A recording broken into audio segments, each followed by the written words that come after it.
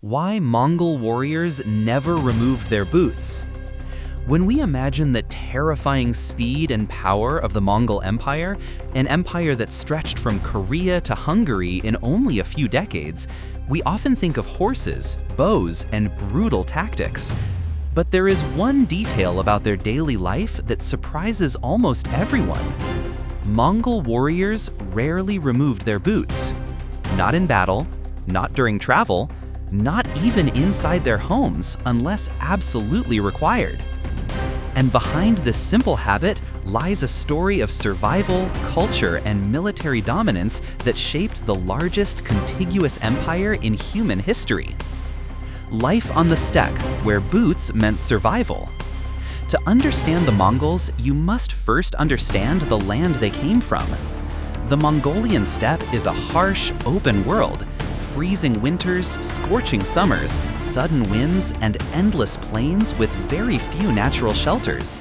For nomads, every hour of the day was connected to movement, riding, herding, hunting, or preparing for the next journey. Boots were not just footwear. They were protection, tools, and a barrier between life and death. Made from tough leather and often lined with felt, Mongol boots, called gutal, had high tops to shield against cold winds and sharp grass, thick soles for long days in the saddle, turned-up toes to prevent damage to stirrups and to glide over brush, sturdy sides to brace against horse saddles for archery. Removing them meant exposing yourself to a dangerous environment where frostbite, thorns, and even venomous insects were constant threats. A warrior culture built on constant readiness. The Mongols were not weekend soldiers. They were warriors every hour of their lives. Every Mongol male from childhood was trained to ride, shoot, and survive harsh conditions. Their military genius came partly from this constant state of readiness. The boots stayed on because war could arrive at any moment. Genghis Khan organized his forces with a strict system of communication, including relay stations called yam, thousands of mounted messengers, rapid mobilization units.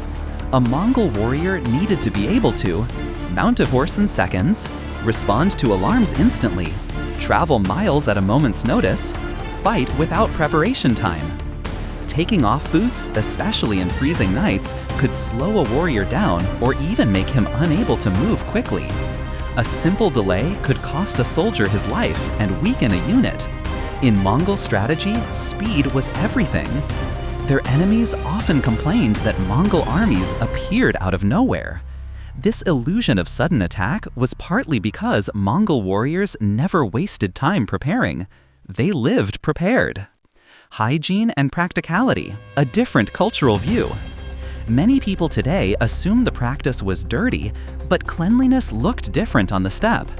Nomadic people bathed less than settled civilizations due to limited water sources, but they maintained strict rules about clothing and personal care.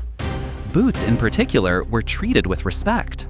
Leather and felt were valuable materials, and repairing boots took time and resources. Removing them constantly risked moisture damage, cracking from sudden temperature changes, wear from dirt and rocks, lost warmth in freezing conditions. Furthermore, Mongol gers, yurts, had clear cultural etiquette. Shoes were only removed when entering specific sacred or family areas, and even then only sometimes. The idea of taking off boots every day simply didn't match nomadic life. Long-distance travel, the Mongol superpower. The Mongol Empire grew not just through battle, but through unbelievable mobility. A standard Mongol warrior could ride up to 100 miles, 160 kilometers, in a single day. Elite messengers could travel even farther. Each warrior typically kept 3 to 5 horses, switching mounts to avoid exhaustion. Boots played a major role in this. They were designed for long hours in the saddle, balanced posture during archery, resistance against rubbing from stirrups, comfort during freezing winter rides. Removing boots at night often meant they would freeze solid. Trying to thaw frozen boots in the morning could cause delays or injuries. So Mongol riders kept them on, sometimes for days in a row.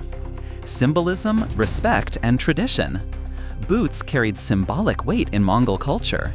They represented movement, freedom, readiness, masculinity and adulthood, connection to the horse. A warrior's boots were considered a deeply personal item. Giving someone your boots was a sign of enormous respect. Accidentally kicking someone with your boots, on the other hand, was an insult. By keeping them on, warriors honored both tradition and practicality. A tactical advantage the world underestimated. Enemies of the Mongols often mocked their smell, their rough clothing, and yes, their boots. But these same boots helped Mongol armies cross frozen rivers, charge across deserts, ride through snowstorms, maintain grip in the saddle while shooting, move without stopping to dress or prepare. The boots were a piece of the Mongol war machine, simple, reliable, essential. The legacy of the Mongol boot. Today, traditional Mongolian boots are still worn across Mongolia. Their distinctive upturned toes, leather stitching, and high tops remain a symbol of a culture shaped by mobility and harsh landscapes.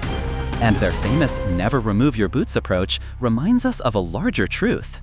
The Mongols conquered the world not just with power, but with preparation.